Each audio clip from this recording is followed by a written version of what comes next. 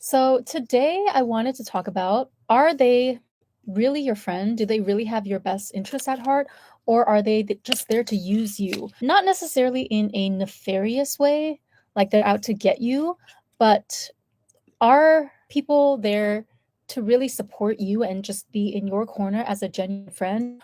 Or do they only keep you around? Do they only call on you when it's going to benefit them in some sort of way? And I'm going to give you a few examples from my real life to tell when this could possibly be happening. So just to be clear, I am not talking about frenemies necessarily. I'm not talking about like secretly jealous friends, nothing of that nature. I'm simply talking about what quality of a friend, I guess you could say, is that person really intending to be in your life. Don't just think that everyone who is smiling in your face and, down to have a good time, she's a social butterfly. So every time you hang out with her, you feel like you're part of the in crowd now because her energy is rubbing off on you.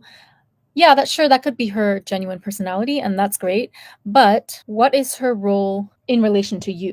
Is the question I want you to ask yourself. And the reason that this topic has been weighing on my mind lately is because, as you know, I've had kind of a tumultuous New Year's, and I've learned so much about myself and other people in just the short 3 months spanning December to February. It's the last day of February now. So, yeah, I've been learning a lot about myself. I thought I had my boundaries, I thought I had my standards all figured out, but apparently that was not the case at all. It's very easy to assert your boundaries or to be firm about your boundaries and what you will or will not accept from people when everything is going swimmingly in your life. It's easy when things are going smoothly, when there's no kerfuffles or why do I use like boomer words? Why I use Gen Z slang, I feel like, more so than the average millennial, but then I also use these like really, really outdated 80s terms or 80s slang from the boomer generation, and there seems to be no in between. I seem to have skipped like millennial slang almost, even though that's the actual generation that I belong to. But anyway, let me just put on this eyelash. So yeah, I am at the point in my life where, and I'm at the maturity level where I no longer really need to worry about making frenemies by accident per se. I'm pretty adept at detecting whether or not a person has my best interest in heart pretty much from the moment that they approach me, right? Or the energy with which they approach me. I would garner to say, or I would wager to say that probably most people watching my channel, and including myself, is past that point where we would be so gullible or so naive to the point where somebody could actually get one over on us. They convince us that they're our friend, but they turn out to completely be not rooting for us at all or secretly wishing on our downfall. Like, I think most people who are making up my audience are past that point.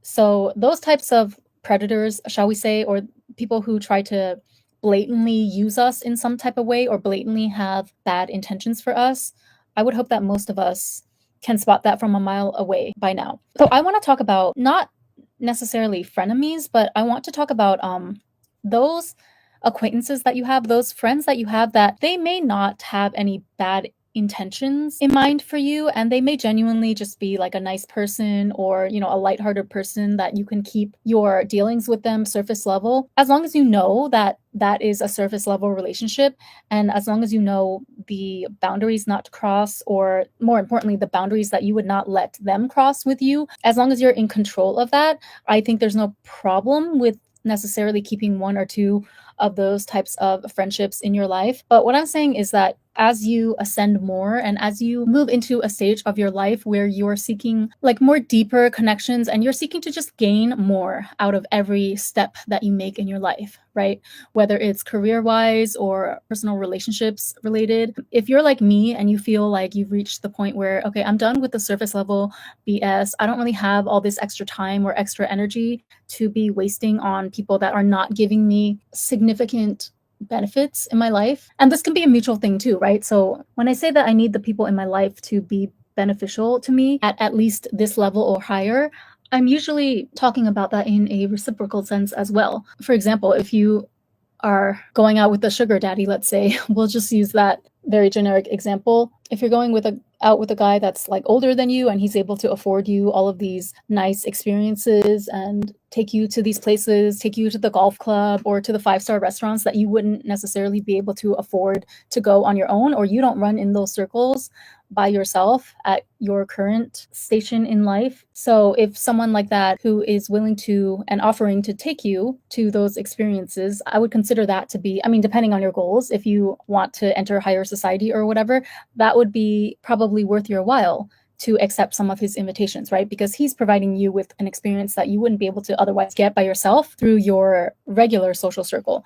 But then on the flip side, he's also getting a very different, but also you can say equally valuable type of benefit from you, which is the fact that he is able to, be seen by his peers, having this lovely young, beautiful, classy lady on his arm, which in turn raises his social standing as well amongst his peers. So I would say that a relationship like that is reciprocal in nature, in terms of both parties being able to benefit an equal amount in different areas, but they are benefiting something valuable from the interaction, right? Or from the relationship.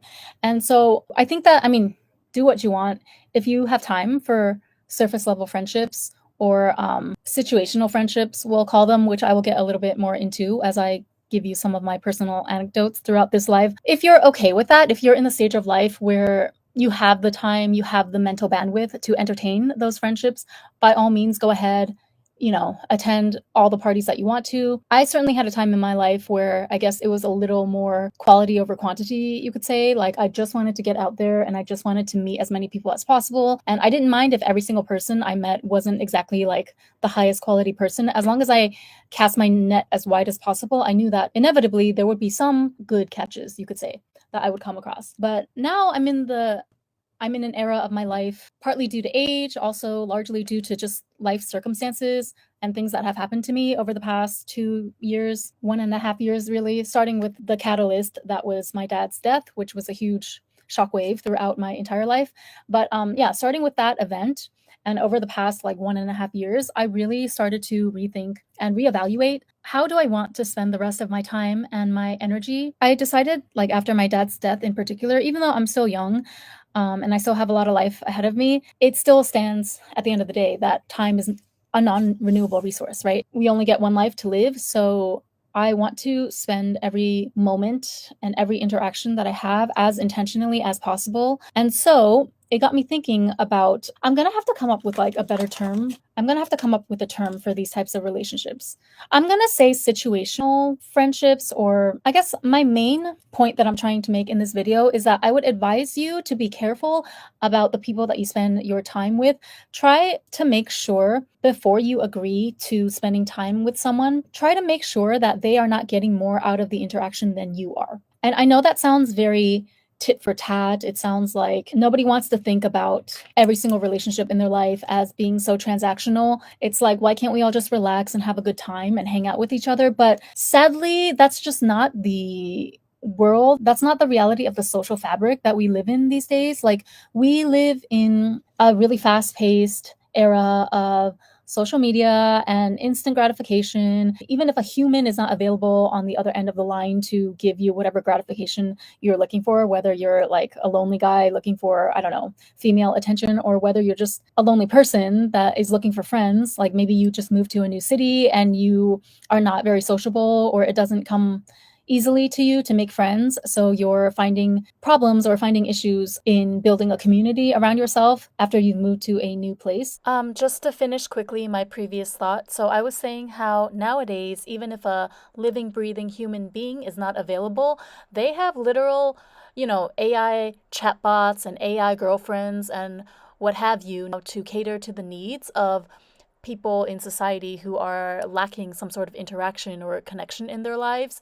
And instead of actually getting out there and, building meaningful relationships with other people, or men putting themselves out there in the dating market, trying to do whatever it takes to capture the interest of women, a lot of people have just given up and turned to technology. It's gotten to the point where genuine human interaction and compassion is so scarce that people are willing to settle for the bootleg version essentially, or they've convinced themselves that the AI version is better even because it doesn't come with all the baggage of an actual human. But we know that that's not the case. There's nothing that can replace genuine, real human interaction. So we are in a very, very interesting turning point right now in our society. Like, these are things that are kind of plaguing our modern society now, but we've turned into a society where basically, like, a lot of human interaction, I'm sorry to say it, but it has been commodified to the point where if you're not conscious about that, and if you're not careful about, I don't want to say charging what you're worth, but at least making sure that you get an equal amount of benefit and rewards out of an interaction that the other party does, you're only setting yourself up to be used. Do you understand what I mean? Like, you're only setting up your own time to be wasted, your own talents and gifts and what have you to be wasted on the other person. And it's not even it doesn't necessarily have to be a result of the other person consciously or like deliberately trying to take that away from you. It's just something that if you're not careful, it's going to happen, right? And that's what's so insidious and scary. Not scary, but you really have to be careful about it this day and age. So what am I talking about? The type of relationship where maybe you end up giving more than the other person is giving back to you. Of course, it's impossible to, I mean, you can only develop your intuition up to a certain extent. Unless you're like a literal psychic, you're probably going to make mistakes. But I would say to you that just make sure, if you happen to, let's say, hang out or agree to hang out with a person and you come away from that interaction feeling a little bit cheated in a sense, feeling as if they took a little bit more from you than you were able to gain back in return from them, I would say just don't go on a second outing with them. Like, learn your lesson quickly the first time and move on. Unless they really, really come back with a compelling reason as to why you should give them the time of day again, I would say just be polite, but give a nice excuse that you're busy and keep it moving.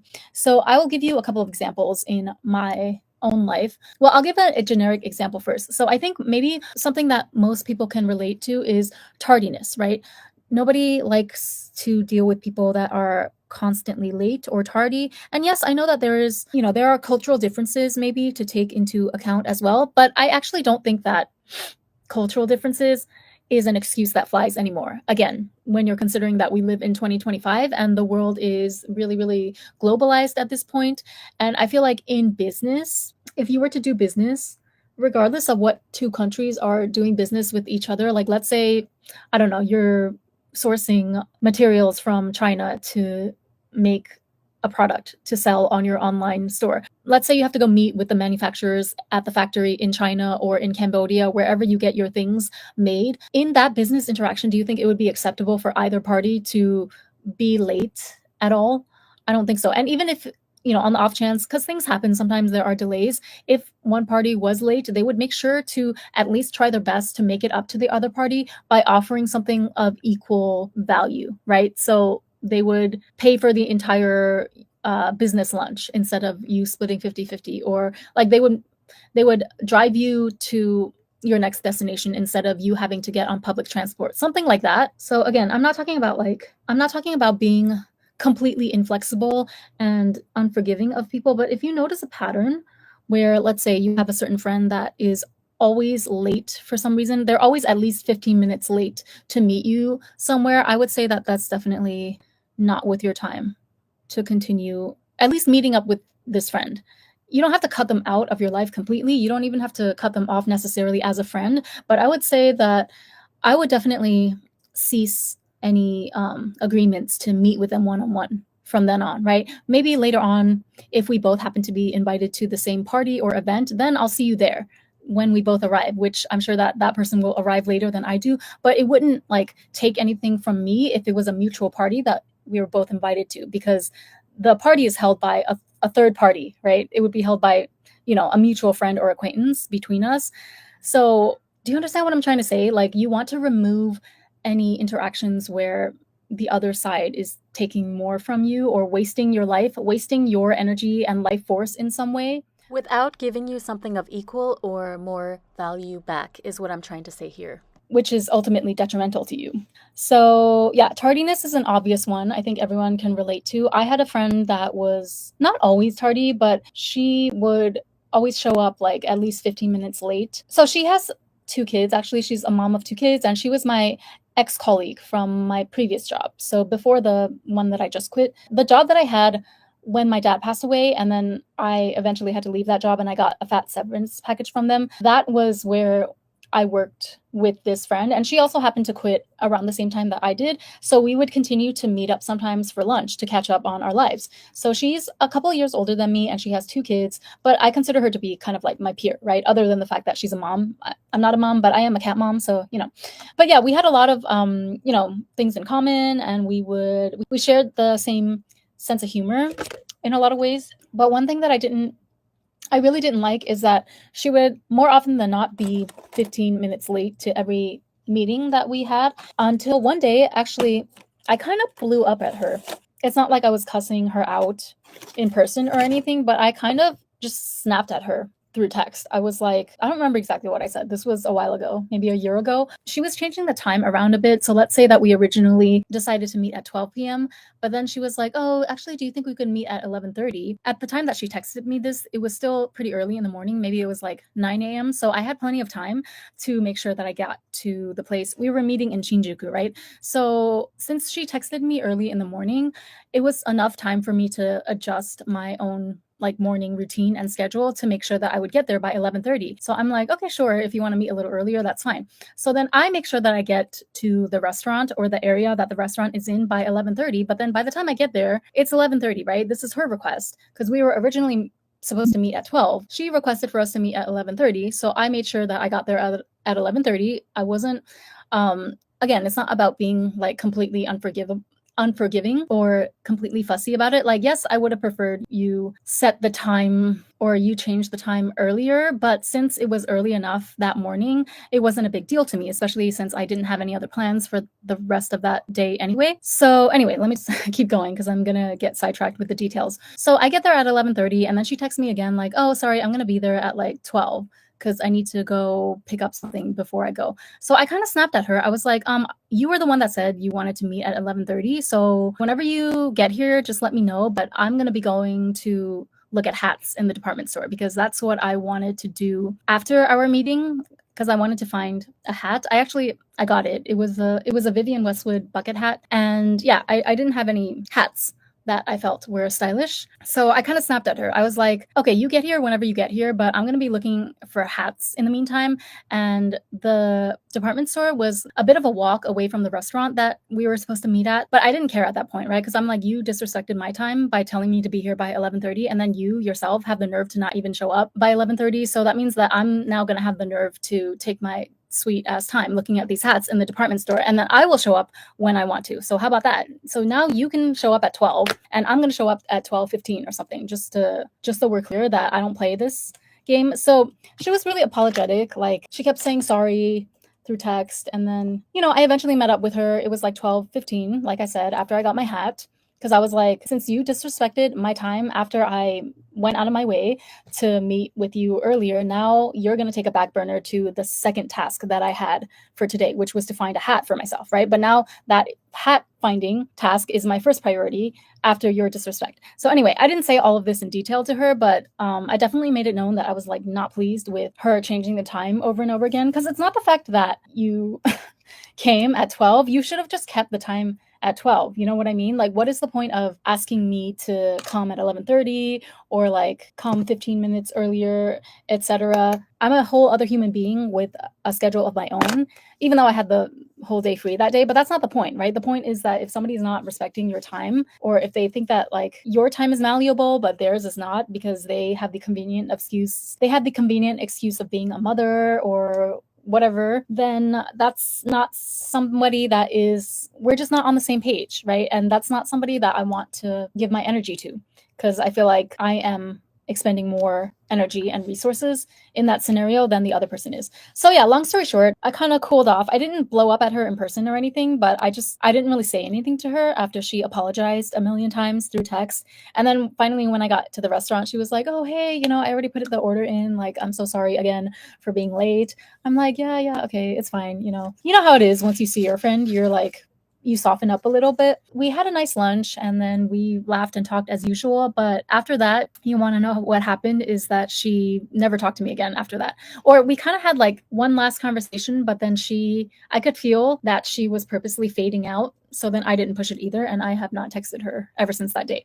So tardiness, that's a very obvious one. But I'm going to give you two more examples. I have a intolerance, we'll say, for a shrimp. So I don't have an allergy, but I really find that shrimp are like some of the most disgusting creatures on earth. They're basically sea bugs. They are bottom feeders, and I actually remember the exact moment in my life where I was completely turned off to shrimp, because before that, I was totally fine. I would eat shrimp and shrimp flavored things. Like, those shrimp crackers that we always had growing up. If you ever went to the Asian supermarket, they had ridges in them and they're kind of like cheese puffs, except shrimp flavored.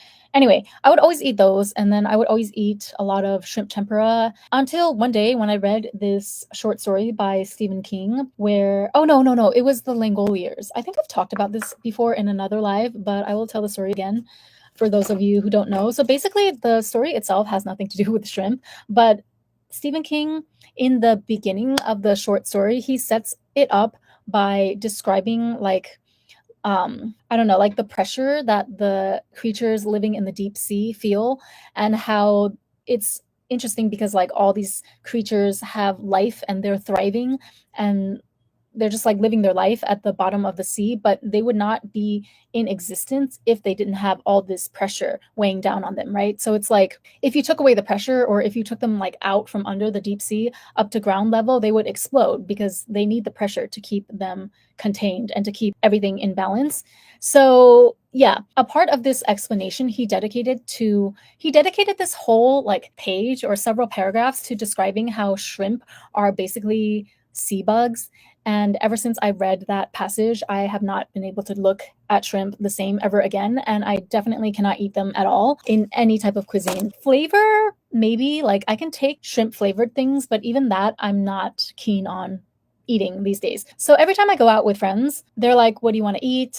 Or "What should we order?" Especially if it's a type of restaurant where we are sharing several dishes, which is usually the case when I go out with my friends. Like we always just order a bunch of dishes and we like to share. So I always tell them that, hey, as long as it's not shrimp, I'm down to try anything really. Or if you would like to order a shrimp dish for yourself, you can feel free to do so. Just know that I'm not going to be helping you finish it, right? Because I don't like to eat shrimp. And so I noticed that there are some people that I go out with that don't want to accept this for some reason, or they kind of have this sort of unconscious resistance to it whenever I say that I don't want to order shrimp. And then so there's this one girl, right, that she invited me to go out to eat with her.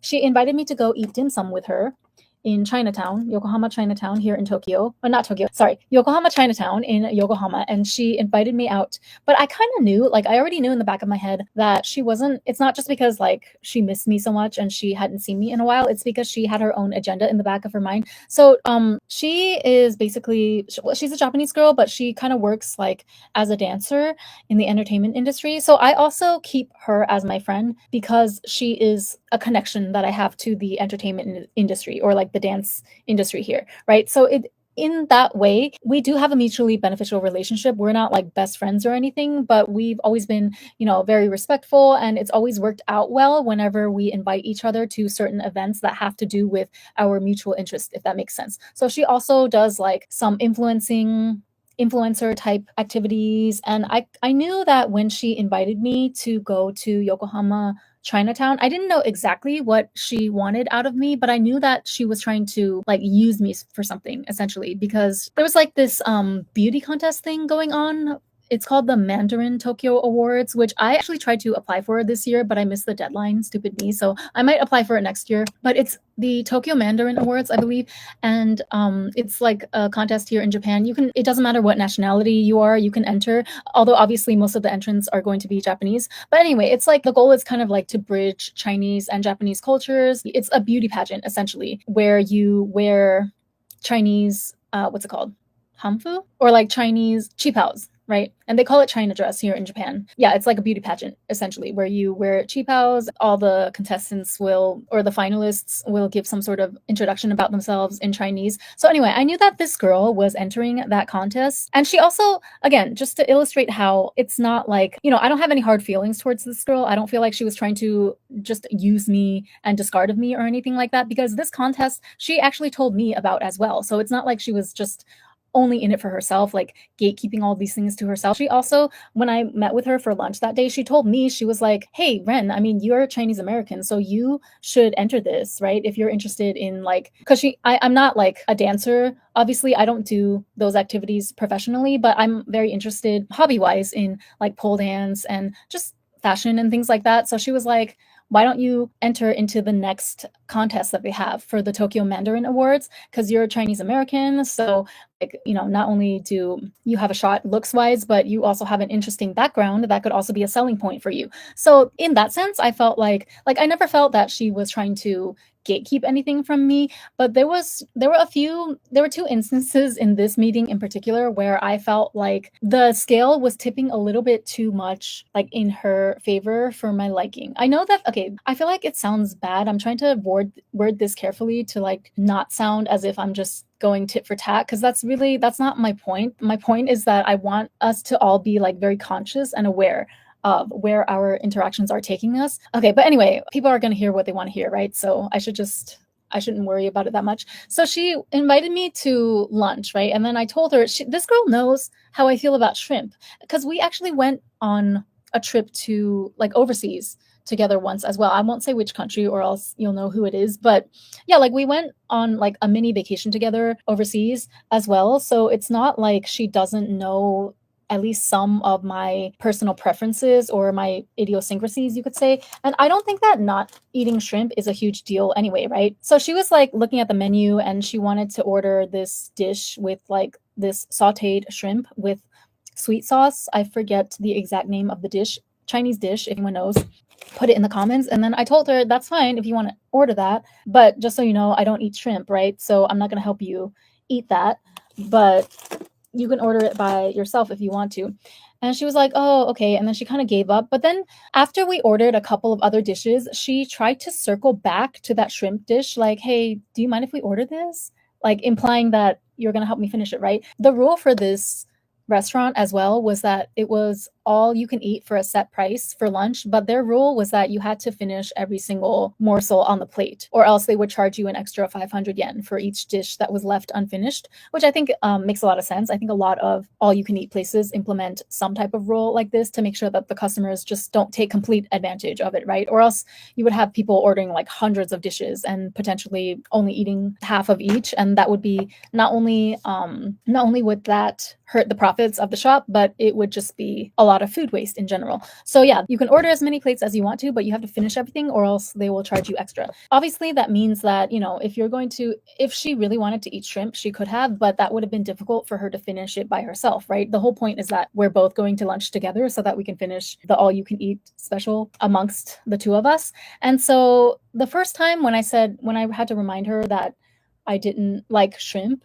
I let it slide, even though it's really not something that I had to remind her. She knows that I can't eat shrimp, but she was just trying to get me to break my boundaries, basically, because she wanted to eat shrimp, right? And she also wanted to take pictures, I guess, to enhance, I don't know, her profile in that Tokyo Mandarin Award entry thing. And so that really rubbed me the wrong way. So the second time, she asked me a second time, like, hey, can we get this sauteed shrimp dish? So I told her again a second time that, sorry, I really don't like to eat shrimp. But that was already like enough for me to have my radar up, because I don't think that that's appropriate for you to push. I mean, even the first time, like I said, I know what you're doing, and I know that you didn't just conveniently forget that I don't eat shrimp after going on a whole international trip with me like not so long ago. So you definitely didn't forget that I don't like shrimp. You just want to ignore it, basically. Like, you wanted to ignore my boundaries around that, which is not a huge thing anyway. It's just one dish, right? It's not like I am lactose intolerant or something, which,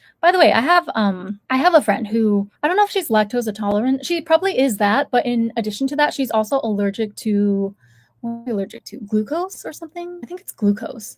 Yeah, she has a glucose allergy. But now that I think about it, I don't know if she really has an allergy or if she just tells that to people so that they don't make that much of a fuss whenever she goes out to eat with them. In which case, even if she's lying, I feel like that's smart, and maybe I should do that. Maybe I should start telling people that I'm allergic to shrimp just so that I don't have to deal with this situation anymore.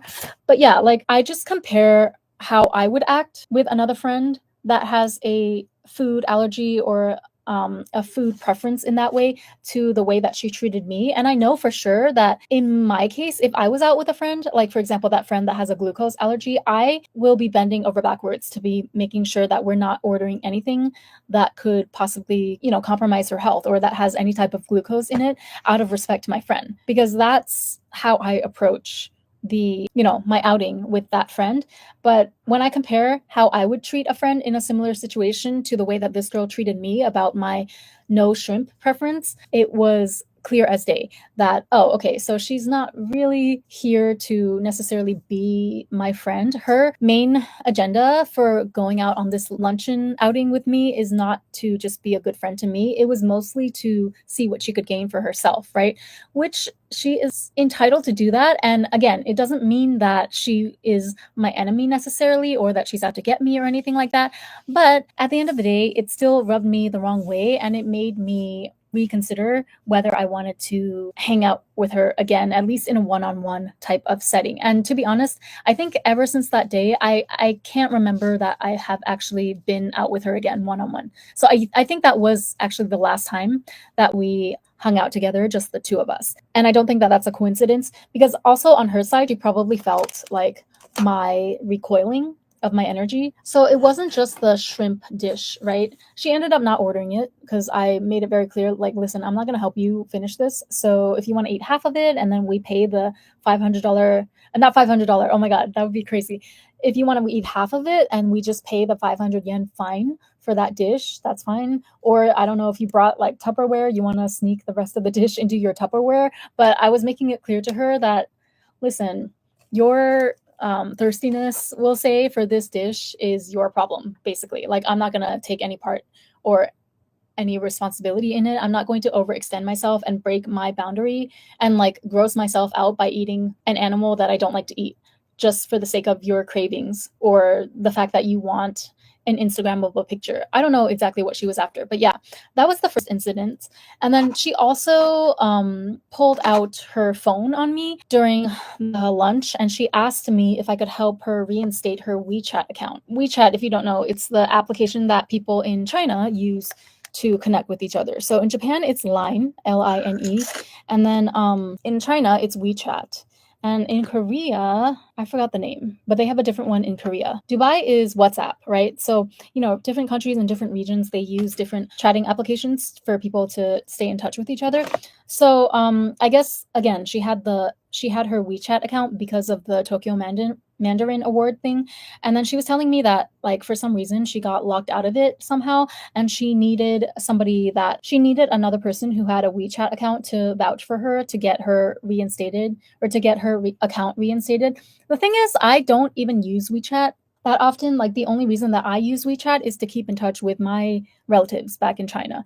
Or actually right now I'm communicating with my dad's best friend, who is not related to me by blood, but he was my dad's best friend, right?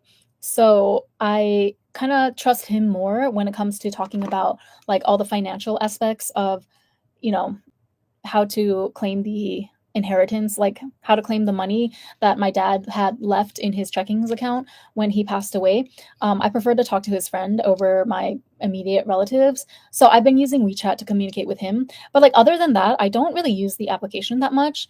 And I don't read I can't read Chinese that well, to be honest with you. So I'm using like Google Translate, or I'm just using the regular translate function on my phone.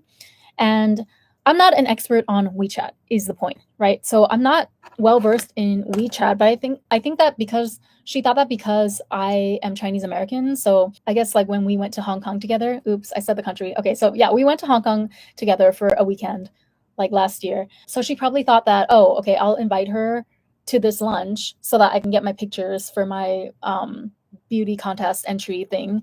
And then I'll also be able to fix my WeChat account. This is what I think she's considering in her mind, right? So she wanted to use me to reinstate her WeChat account through my WeChat account. But the thing is, again, I don't know how WeChat works. Like I didn't even know that this was a rule that you could get locked out and that you need someone who has a working account to vouch for you to get back in. So she like pulls out her account and she's like, "Oh, yeah, can you help me? Can we connect on WeChat?" And then she's sending me all these links that I have no idea how this works because again, I don't use this app outside of just communicating with my relatives and saying happy Chinese New Year to them once a year essentially, or saying happy birthday to them. So I'm starting to get increasingly annoyed as well because she's basically like not letting us leave the restaurant, because that was the only time during our little day date that day that we would be sitting down, right? So she wanted to basically keep me at the restaurant as long as we were sitting down. She wanted to resolve this issue with her WeChat, I could tell.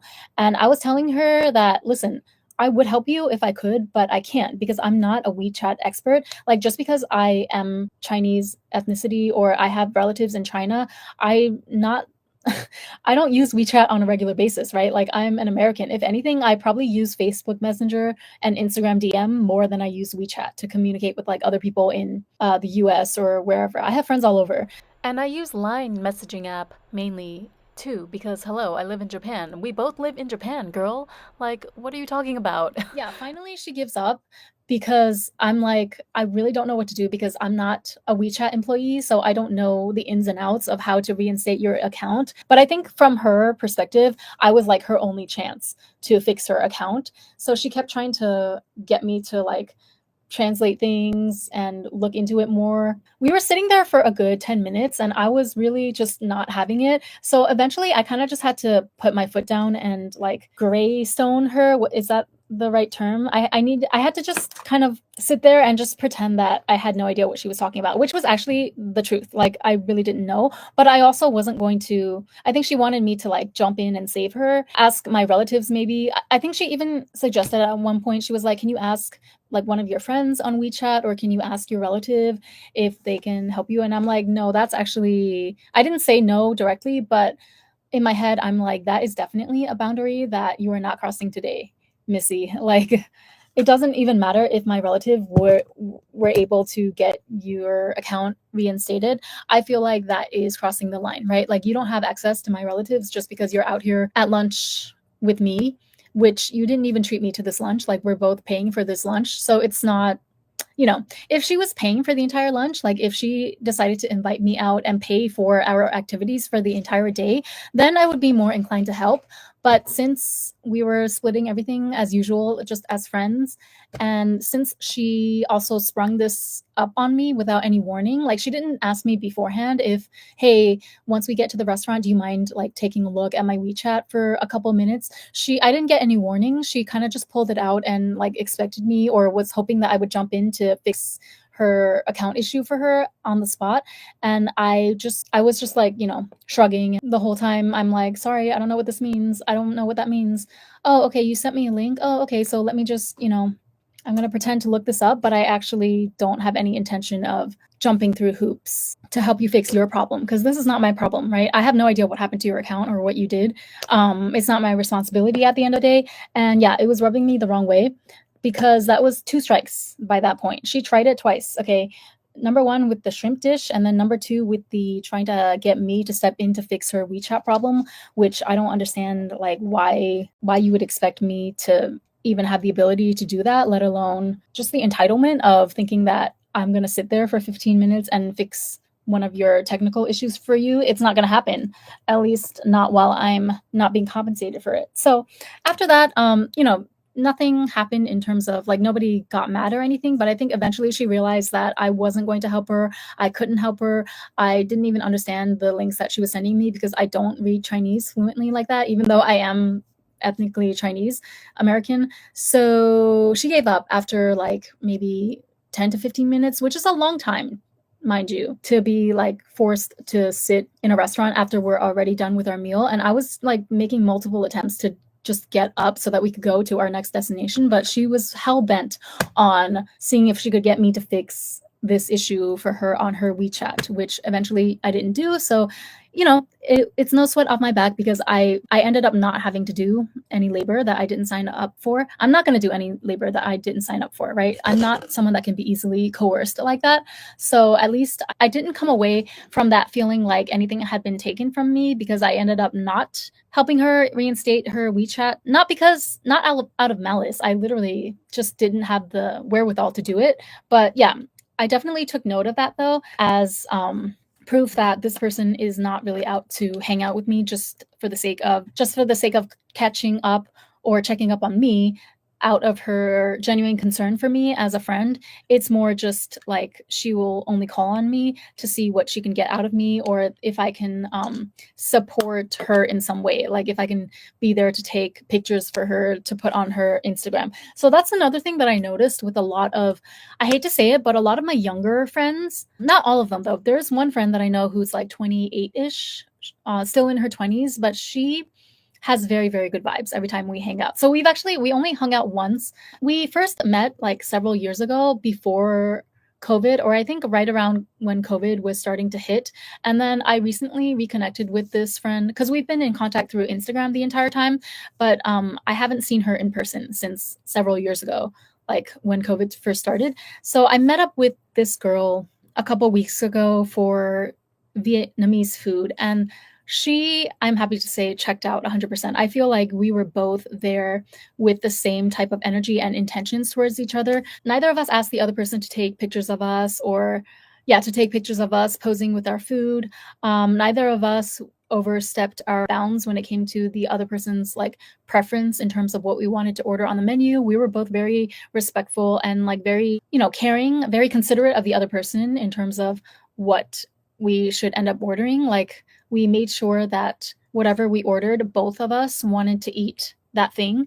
And then afterwards, we went to a shisha bar. So then she treated me to dinner and I treated her to shisha afterwards. And I normally don't do this because usually when I go for shisha, well, usually I make guys take me to a shisha bar after they take me out to dinner so that I can get, two experiences in one night. But and shisha is pretty expensive in Tokyo depending on the type of place that you go to. I like to go to the nice swanky places, so it does run up quite a high bill. So in most cases, I only get one flavor because that's one flavor that's enough for two people to smoke for a couple of hours, and then every establishment requires you to at least buy a drink for each person on top of that. So that alone already adds up like almost to 10,000 yen, again depending on the place how fancy it is. But the places that I go to, I try to make sure that they're nice, so it can easily run you 10,000 yen or more for two people, one flavor of shisha and two drinks, right? But with this girl, I just felt like the vibes were so good, the conversation was so good during dinner, and I really appreciated that she went out of her way to treat me to dinner because I was ready to split it as usual, like you do between girlfriends. But I was pleasantly surprised that she wanted to pay for the whole meal. So I decided that I would get an extra flavor of shisha when we went to the shisha bar afterwards. So that ended up like being a lot. I was very surprised when the shisha bill came, but I paid it because, she paid for dinner. So I paid for the shisha, and I felt like that was a mutually beneficial meeting because we were both very, very considerate of the other person, and we both allowed the other person to talk about what they needed to talk about.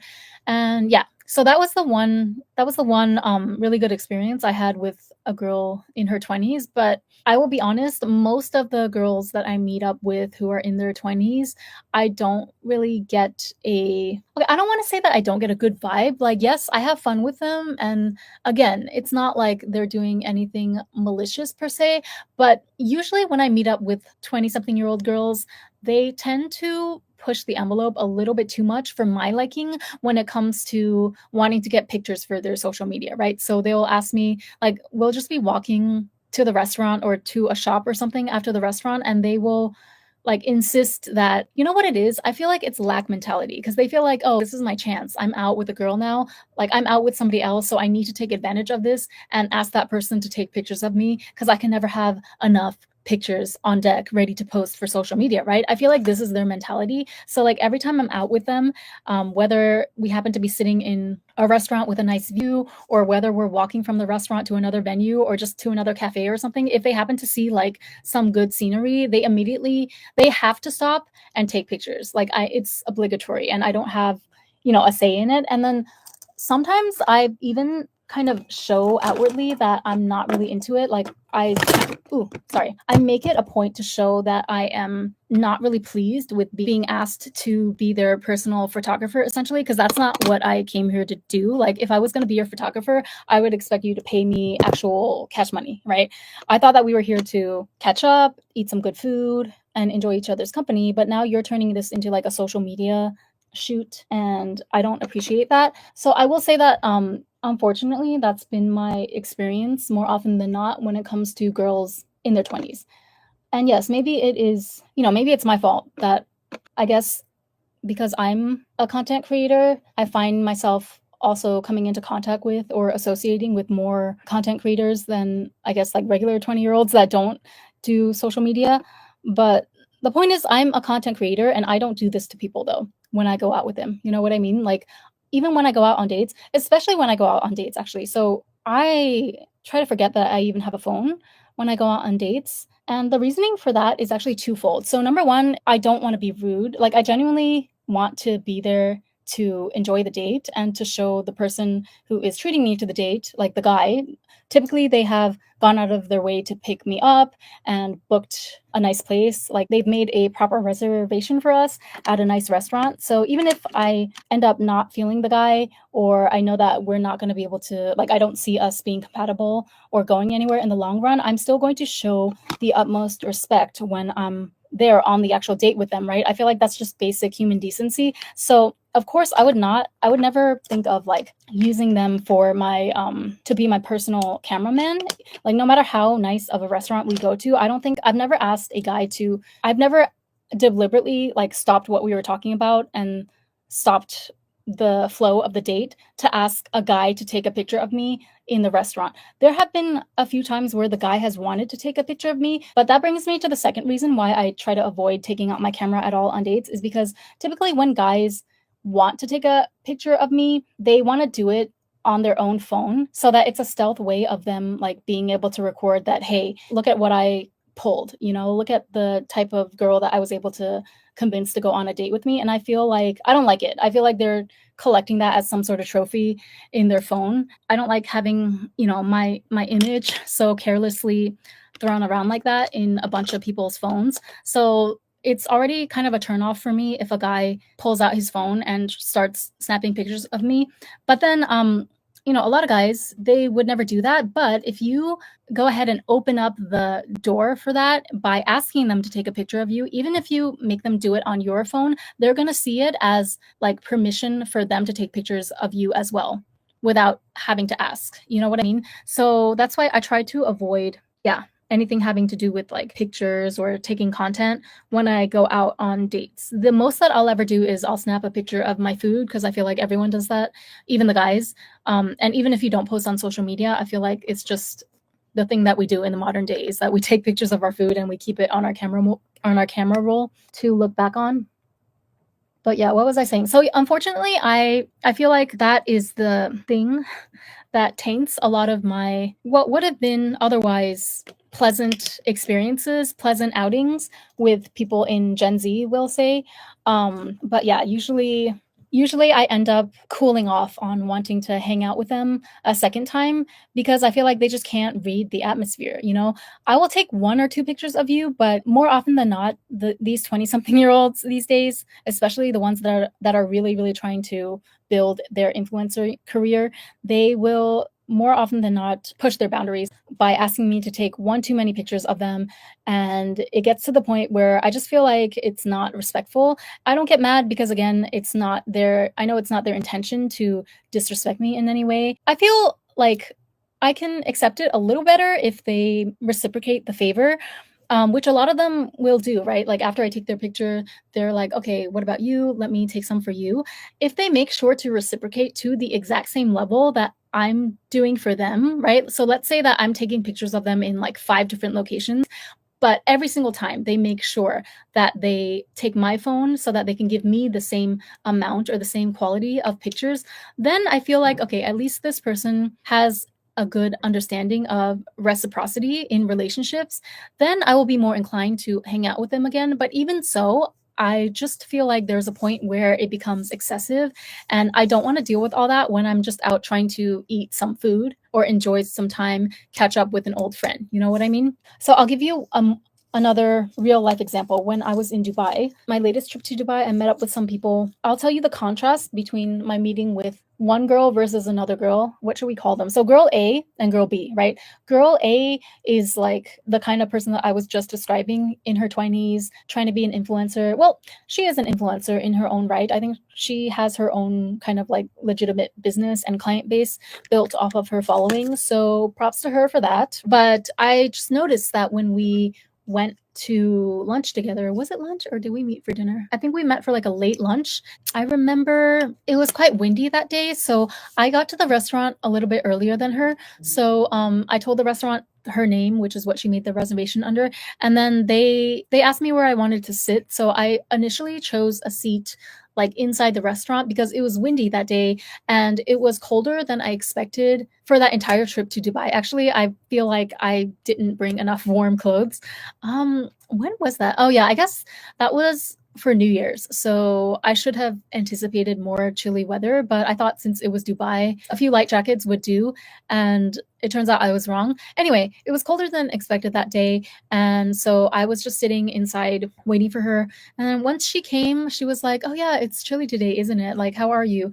And then I told her, oh, I'm fine, but it's just a little bit cold. So that's why I hope you don't mind. We're sitting inside here. And then she was like, oh, okay, yeah, that's fine. That's fine. But then immediately she's like, oh, but you know what? I really like the view.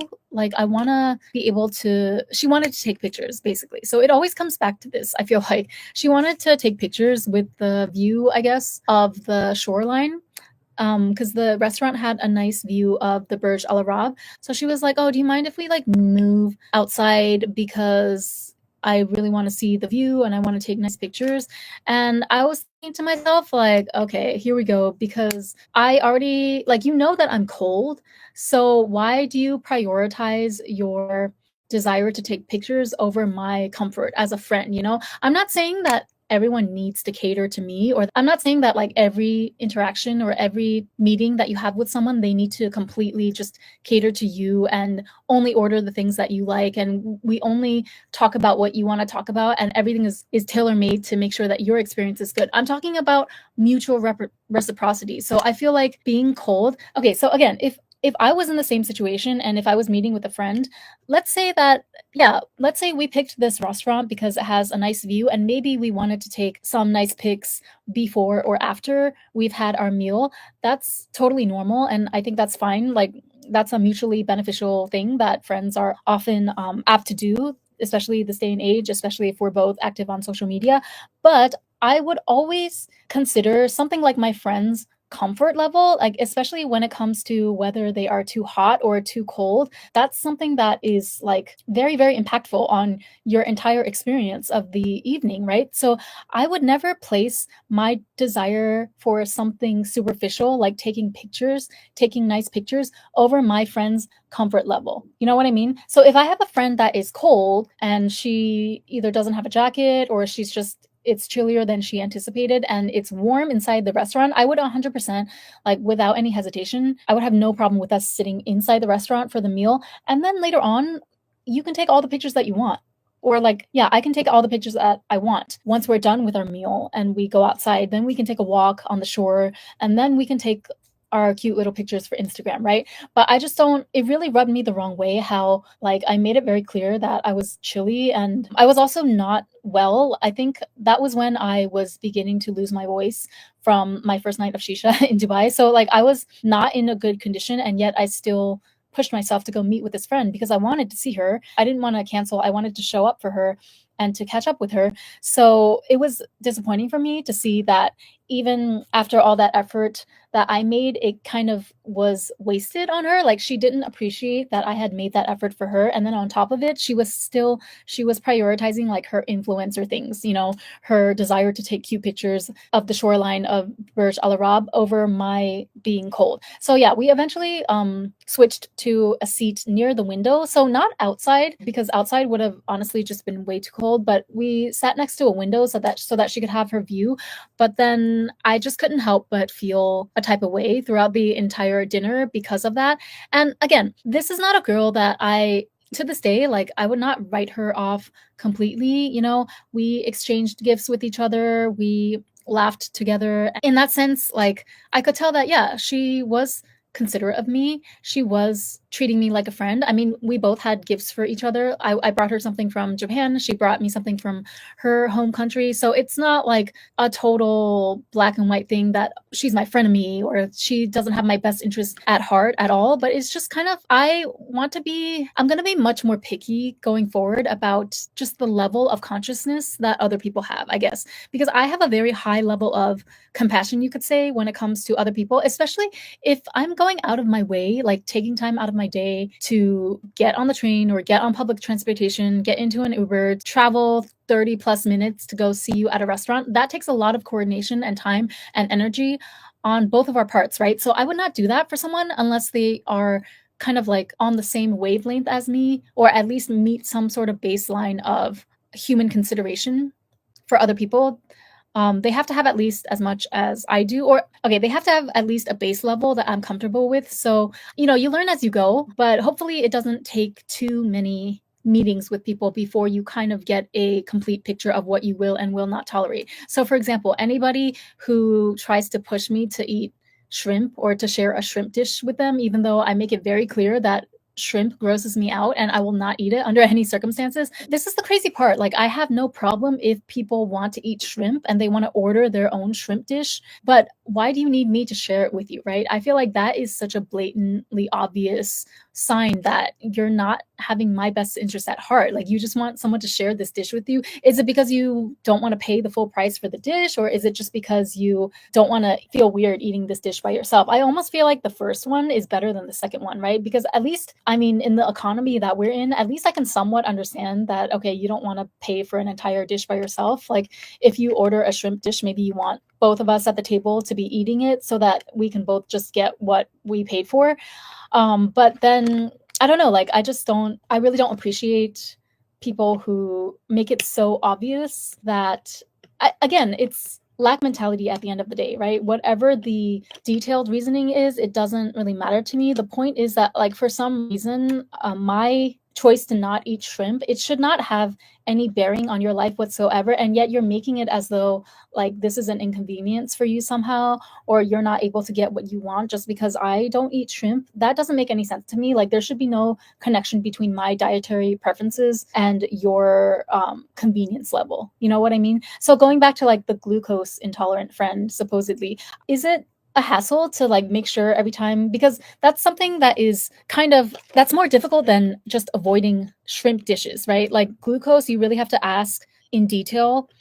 Sometimes the waiters don't even know the exact answer, so you have to ask the chef, like somebody that really knows what goes into the dishes intimately. And you have to make sure if it's an allergy, right? Like, we're just going to go with the narrative that she has an actual allergy to glucose. I'm not sure, but anyway, is it glucose or gluten? No, gluten allergy. Gluten allergy. Sorry, I don't know what the difference between glucose and gluten is. Glucose is like sugar, right? But I don't know. I'm just going to type it out. Yeah, she has a gluten allergy. So we have to make sure that, like, every single restaurant we go to, any dish that remotely looks like it has some sort of creamy sauce or something that has gluten in it, we need to make sure that it doesn't contain that, so that her health is not compromised, right? And is that like tedious? Yes, but I don't see it as an inconvenience to me. I just see it as a matter of fact thing that, hey, this is something that she is allergic to. So obviously I care about my friend's health. I don't want anything to go awry because we ordered the wrong dish. So I'm gonna go out of my way to make sure that we don't have to make sure that all of our menu items that we order are gluten free. And then the same goes for when I'm buying gifts for her, right? Like I make sure not to buy snacks for this friend because usually the snacks that you get from like the souvenirs from Narita Airport or Haneda Airport, it's usually cookies and chocolate and sweets and things like that, which often contain gluten. So I know with this friend, when I'm bringing gifts for her, I just stick to like makeup and bath products, things that she can actually use because I don't know what she is able to eat out of the souvenirs, the edible souvenirs that are available. So yeah, to me, it's like not, I don't see it as like an inconvenience. It doesn't inconvenience my life. It's more so like this is what I have to consider when dealing with this particular friend. And I have no problem taking that into consideration because I feel like I get the same amount of respect from her. So, yeah, hopefully I made my point clear in this live. But again, it's not so black and white as, oh, somebody's trying to use you for clout or someone is not your actual friend, they are your frenemy. No, I would say that all these girls, like, they have a good heart. We are all rooting for each other in our own way. I've never detected any type of like suspicious hateration vibes from them on the internet, other than the fact that maybe they don't like my posts that much. But then, to be honest, I don't really like the posts of my other influencer friends as much either because I just feel like, especially if our content is different, I feel like it's better to not mix it so much. So if people post some sort of like life update or they just post a really pretty picture of themselves on vacation, I will like that. But if it's to do with their actual business or the courses, the coaching, whatever offerings that they have, I tend to stay out of it, right? And we stay out of each other's business that way. I feel like that's healthy because that's coming from a business perspective.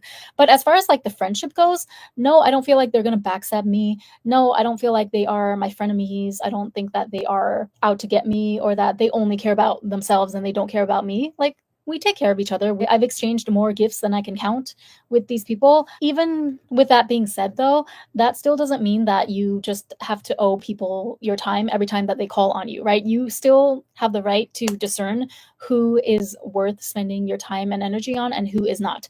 And in my definition, in my book, I will no longer be spending time with people that cannot respect something as simple as me not wanting to eat shrimp when we go out. And this has never been a problem with any guys that I've gone out with, by the way.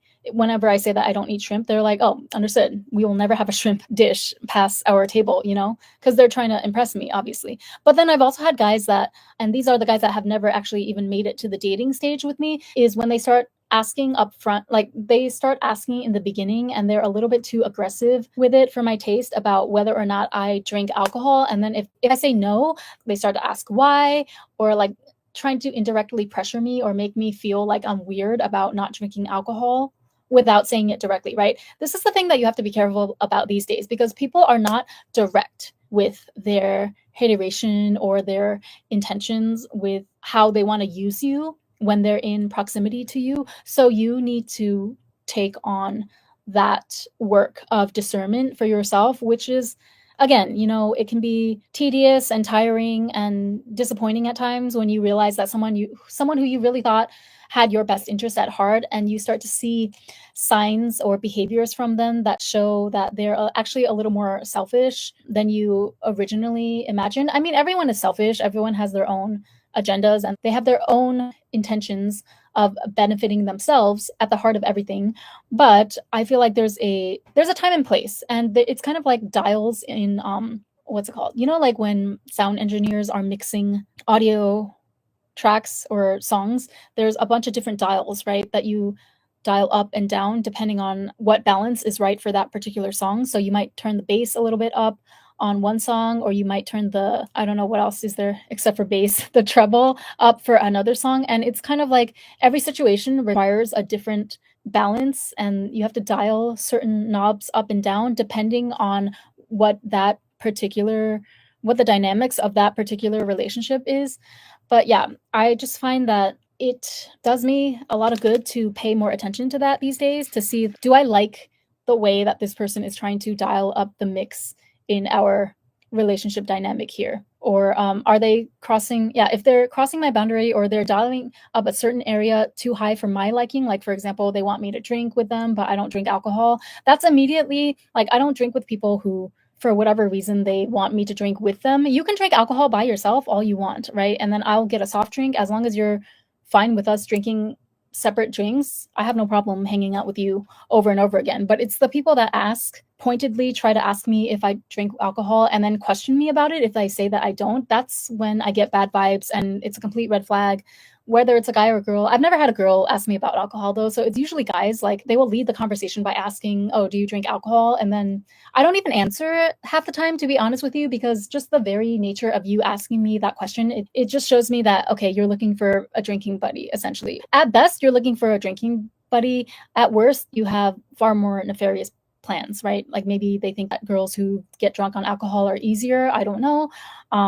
Either way, it's not my concern because they will never get far enough with me to even find out. But yeah, I'm very sensitive these days to the way that people move certain dials. Like if they really if they push it a little too much in one area, for example, if I'm clearly not in the mood to take pictures that day, it's clear that I just want to chill and be low key, but then they keep pushing me to take pictures for them for their social media, then don't be surprised if I never hang out with you again. Like, I'm sorry, or at least not one-on-one, right? We can meet each other or bump into each other at an event.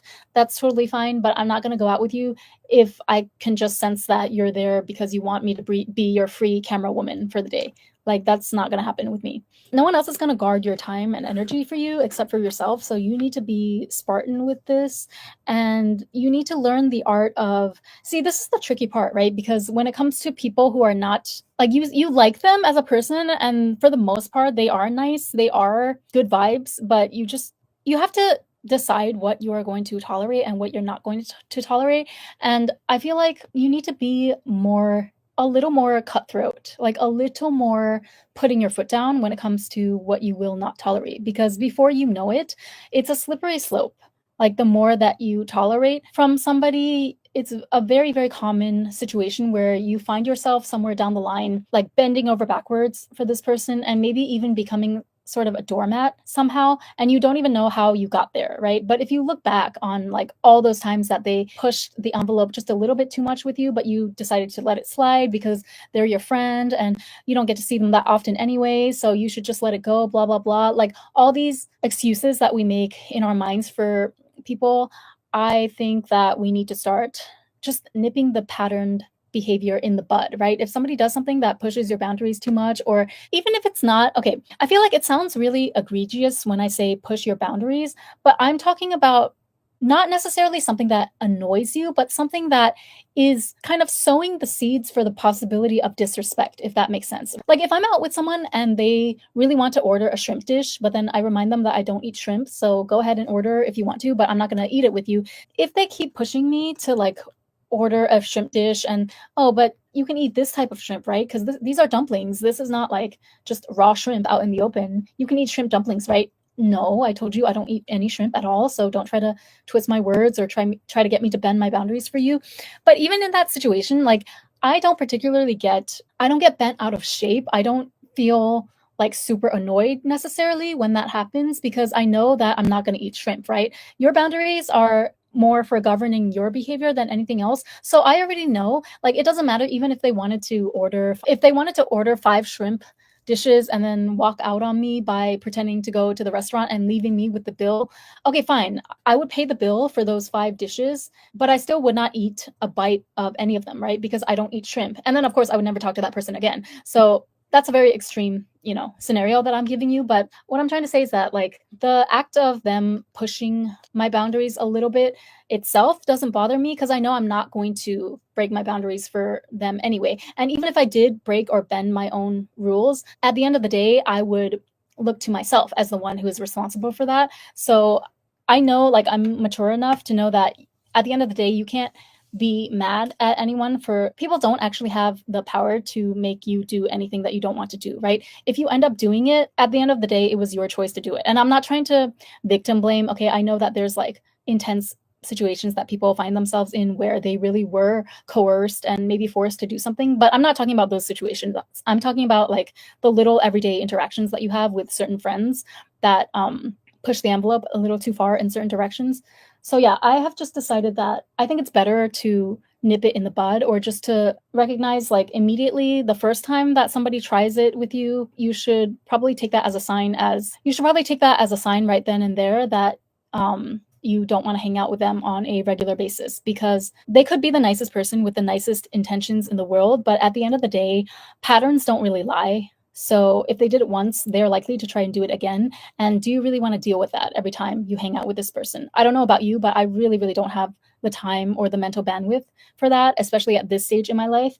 Who knows? Maybe when I'm like 70 and retired and I have nothing else to do, and I'm just sitting upon my millions and millions of dollars and sipping mimosas every day next to the pool, maybe I'll have time to deal with those types of relationships. But for now, I know, like, at least for the entirety of 2024, I don't have time, I don't have energy for that. There's no point in engaging in that, right? Because I'm only going to get annoyed at the end of the day. My annoyance is also going to transfer to the other person somehow, and they might start to feel bad as well, like, oh, did I do something that she doesn't like? It's like, well, yes, you did, but it's not a big enough deal for me to like call you out on the fact that you tried to order shrimp when I told you I didn't like to eat shrimp. Like, it's not a win-win situation, right? I'm not going to participate in any more. I'm not going to participate in anything that is not a win-win dynamic anymore when it comes to relationships. So yeah, that's all I have to say for today. I will catch you next time. Bye. Oh, and hi, glorious strategist. You said YOLO. I missed your chat. Bye.